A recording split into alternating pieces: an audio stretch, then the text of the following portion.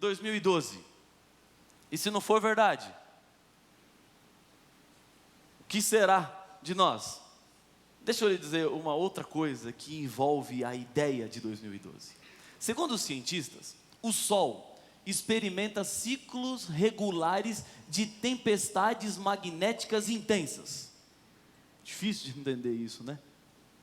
Eu não sei explicar exatamente como é que funciona o magnetismo do Sol, mas existem períodos onde o magnetismo do Sol ele fica mais forte e há períodos que ele fica mais fraco.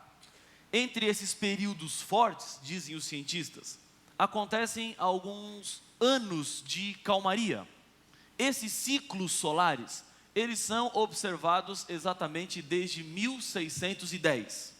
Desde 1610, segundo os estudiosos, já aconteceram 23 ciclos. E esses ciclos produzem manchas no Sol. E cada ciclo, onde a intensidade magnética do Sol demora 11 anos, já então se repetiram 23 vezes. O último ciclo começou em maio de 1996. Em 10 de março de 2006, esse último ciclo parou. E parou repentinamente. Aqueles que estudam o Sol dizem que o Sol ficou calmo, sinalizando então o final desse ciclo solar que dura em média 11 anos. Se em 2006 parou, isso significa que nós estamos naquilo que os estudiosos chamam do período de calma solar. Houve o período intenso e agora há aquele período onde o Sol está mais calmo. Mas vejam só, um cientista chamado Mausumi Dikkipati,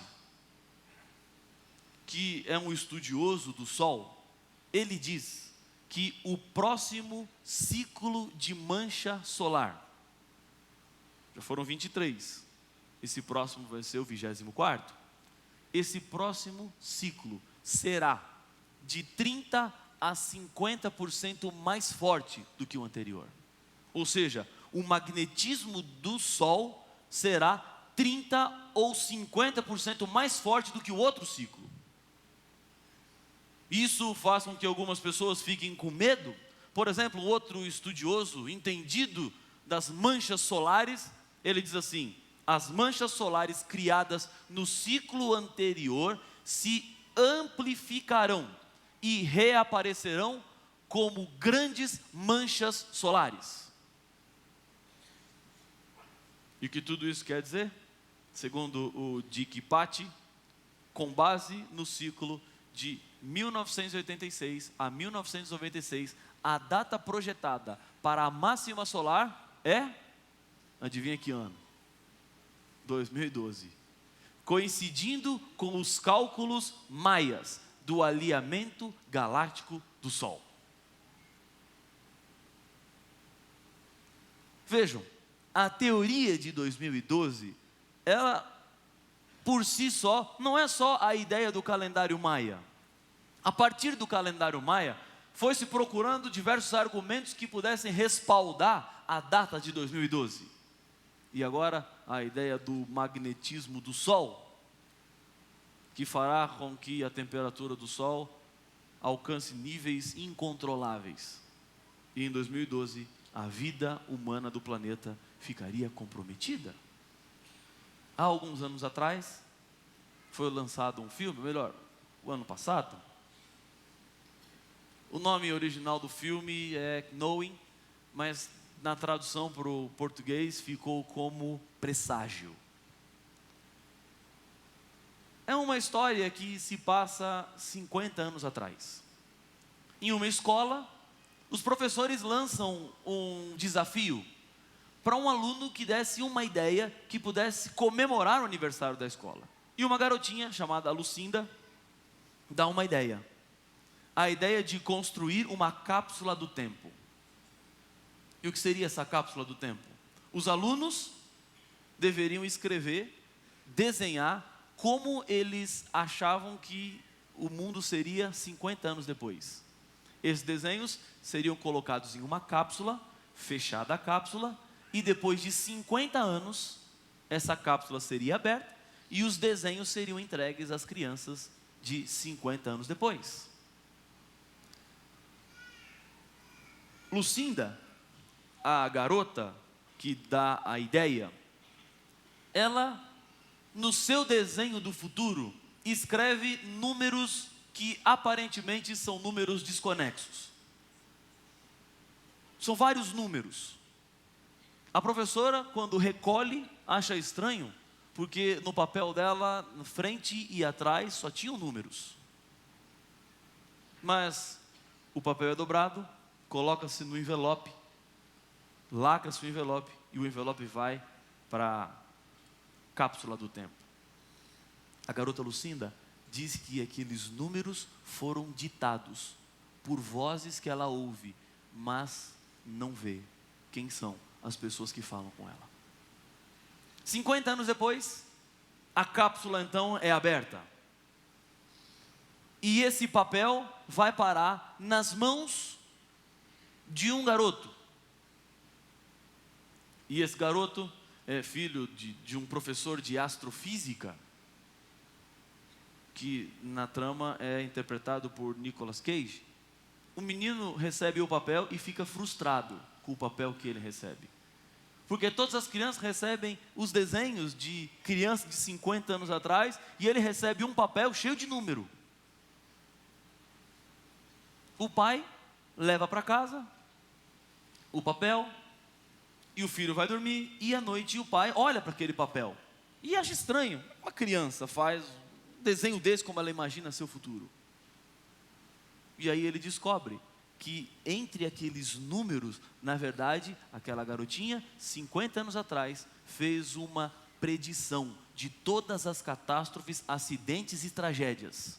Os números representam a data, os números de mortos e a posição de satélite, onde a tragédia aconteceu. E ele vai fazendo uma pesquisa, evento por evento, e todos eles, precisão absoluta. E ele descobre que ainda faltam 3 eventos, de todos aqueles eventos que aquela menininha profetizou 50 anos atrás. 2 eventos de magnitudes pequenas. E o terceiro evento, um evento maior, que representaria o fim do mundo.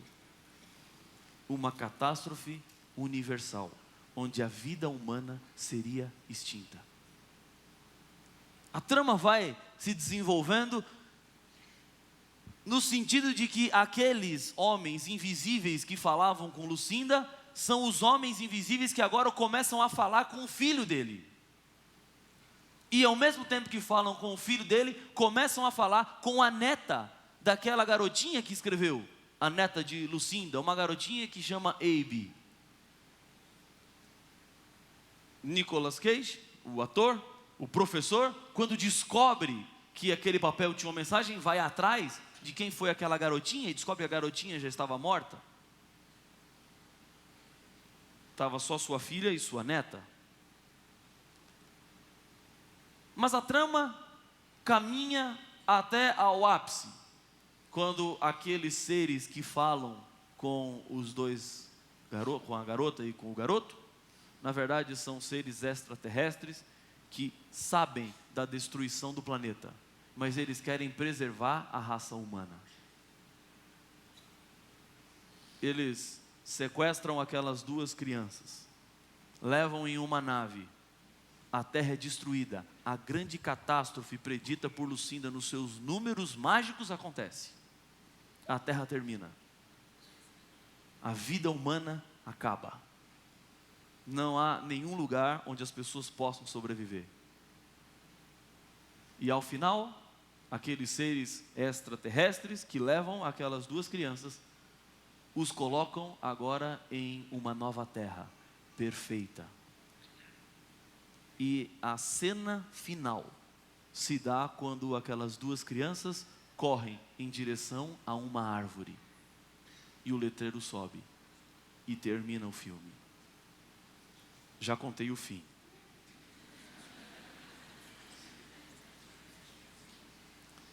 Mas eu tinha que estragar. Porque o assunto de hoje está intimamente ligado com esta ideia de salvação do mundo. Salvação da raça humana. Os seres humanos continuariam vivos pela vida daquele garoto e daquela garota, que cresceriam e, mais uma vez, se multiplicariam e repovoariam uma nova terra. Porque a antiga terra já não existe mais. Foi destruída, foi acabada. Nesta mesma ideia, que envolveu a saga e a história do filme, de um casal salvador da raça humana, a Bíblia nos apresenta que existe um homem salvador da raça humana. Esse é o homem do Apocalipse. Mas antes de entrarmos no tema do homem do Apocalipse, a nossa equipe de comunicação saiu aqui pelo campus e perguntou para algumas pessoas: o que é que representa para você a vida e a morte de Jesus? Para mim representa a algumas salvação, respostas. né? No mundo de pecado onde a gente vive, né? Jesus ter feito isso pela gente, isso representa realmente a salvação, uma chance. Bom, como eu disse, é um sacrifício, né? Ele nos deu a vida por amor. E isso ensina que a gente deve amar o próximo, saber respeitar, né? Mesmo às vezes sem conhecer, a gente tem que dar a oportunidade para a pessoa mostrar para a gente o que ela tem de melhor. E sempre dar o melhor para as pessoas. A vida e a morte. A morte é por meus pecados, que ele morreu para me salvar. E a vida, né, para me ter a vida eterna. E essa vida eterna não cabe só a mim, cabe àqueles que buscam e amam e quer ser obediente a Deus. Bom, para mim significa a oportunidade do perdão e a oportunidade também da vida eterna. A vida e a morte de Cristo, a vida representa um grande exemplo, né? Acho que para todos nós, né? Um exemplo de humildade, de caráter, né? Que por mais que veio aqui na Terra, né? Pareceu como homem, né? Mas não foi como homem, né? E a questão da morte, eu acho que é a espera da salvação, né? É a única chance que a gente tem nesse mundo de ainda termos a vida eterna, né? A vida e a morte de Jesus representam a nossa salvação, porque Ele morreu em nosso lugar pelos nossos pecados.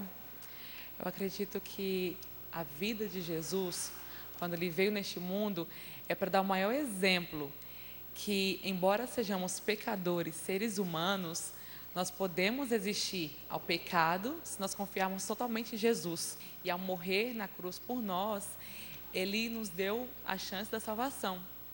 Então, acredito que é o maior bem, assim, a maior prova de amor que alguém poderia demonstrar. A vida, para mim, é um exemplo de como eu tenho que ser hoje como cristã, né? Porque a vida dele é um exemplo para todos nós, na verdade. E a morte de Jesus é um motivo que me dá cada dia força para eu poder lutar, porque ele fez um sacrifício muito grande por mim. A vida de Jesus e a morte, para mim, são uma coisa só. Sem a vida dele e a morte, eu não teria vida hoje. Então, isso para mim é tudo. E, acima de tudo, representa amor. Porque ele fez tudo isso por amor. E é aquele amor que constrange a gente. Eu, cada vez que penso nisso, eu fico muito constrangido, mas feliz de saber que eu tenho um Deus que me ama, que foi capaz de morrer por mim. É isso.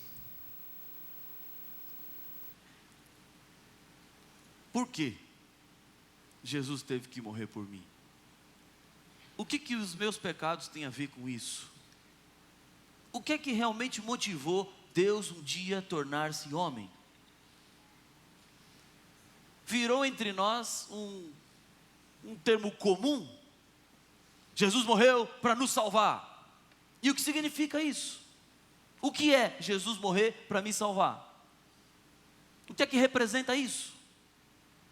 Esse é o tema de hoje à noite. Abra sua Bíblia em Apocalipse, no capítulo 4. O livro do Apocalipse é uma revelação do Senhor Jesus. No primeiro capítulo, João, ele vê Jesus andando no meio dos candeeiros. Jesus dá uma missão a ele: João, escreva uma carta para 7 igrejas.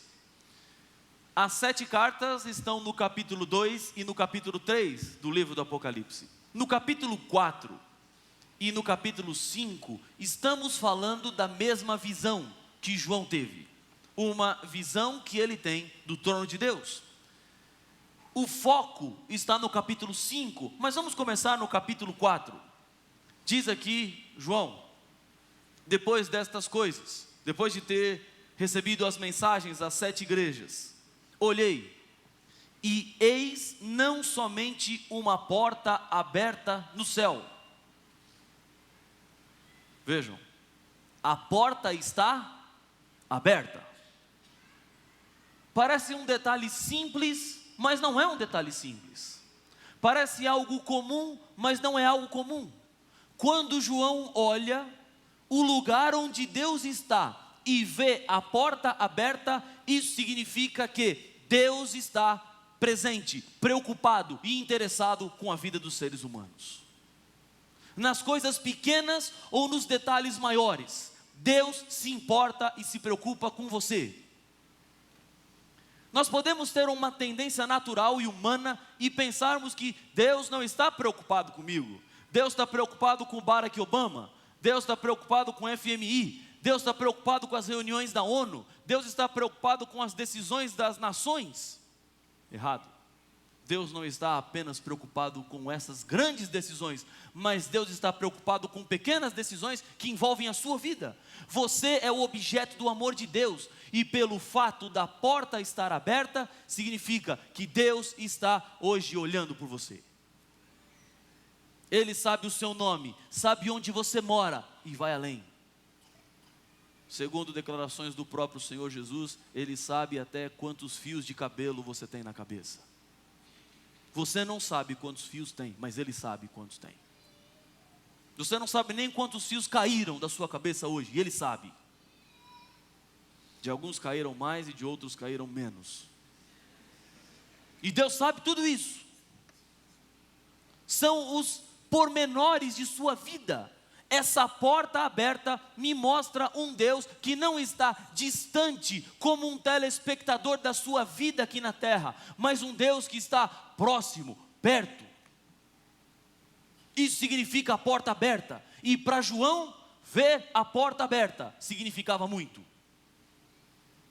Diante de todo o sofrimento do mundo, diante de todos os problemas que eu e você enfrentamos, Deus não fechou a porta. Diante da maldade dos seres humanos, Deus não fechou a porta. Porque poderia Ele olhar para o mundo na situação que o mundo está e Deus dizer assim: o ser humano foi longe demais. Eu vou fechar a porta, eu não quero mais saber do ser humano. Eu vou deixar a raça humana acabarem com eles mesmos. Eles vão se autodestruírem. Mas não foi o que Deus fez, Ele abriu a porta. Continua a leitura bíblica. Como também a primeira voz que ouvi, como de trombeta, ao falar comigo dizendo: sobe para aqui, e te mostrarei o que deve acontecer depois destas coisas. Imediatamente, eu me achei em espírito, e eis armado no céu um trono, e no trono alguém sentado. Quem está no trono? Deus. Esse trono representa o comando do universo. Deus está no comando da terra. Deus está no comando de tudo. Portanto, se Deus está no comando de tudo, não se preocupe com magnetismo solar. Não se preocupe com um ciclo onde o calor, a mancha solar vai se intensificar 50% ou 30% ou 40%, não importa, mais do que a outra fase de ciclo solar, porque alguém está sentado no trono, e quem está sentado no trono coordena todas as coisas que acontecem aqui na terra. Nesse começo de visão, João vai ao céu e vê Jesus sentado no trono. A visão continua durante todo o capítulo.